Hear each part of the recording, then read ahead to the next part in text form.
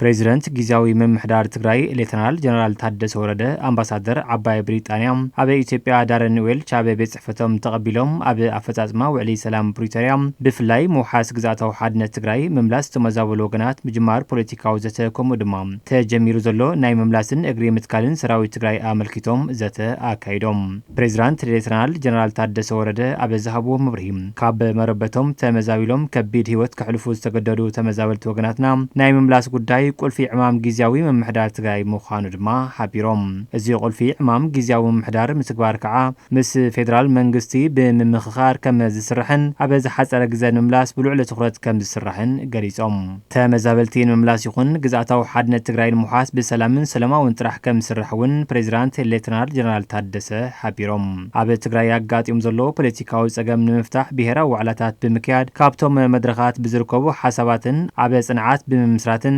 ብቐጻልነት ከም ዝስራሕ እውን ኣብሪሆም ኣምባሳደር ዓባይ ብሪጣንያ ኣብ ኢትዮጵያ ዳረን ዌልች ብወገኖም ንፕሬዚደንት ጀነራል ታደሰ ዕዉት ናይ ስራሕ ግዜ ክኾነሎም ሰናይ ትምኒቶም ድሕሪ ምግላጽ ጊዜያዊ መምሕዳር ትግራይ ተጠናኺሩ ብምሉእ ዓቕሙ ንኽሰርሕ በቲ ጊዜያዊ መምሕዳር ትልሚ ተታሒዙ ዘሎ ህዝባዊ ዋዕላታት ኣብ ምጥንኻር ምስ መንግስቲ ፌደራል ኣብ ዝግበሩ ተመዛበልቲ ናይ ምምላስ ምንቅስቓስ ንኽሰምር ሃገሮም ዓባይ ብሪጣንያ ኩሎም ዓይነት ድጋፍ ከም እትገብር ገሊጾም ክብል ቤት ጽሕፈት ፕሬዚደንት ሓቢሩ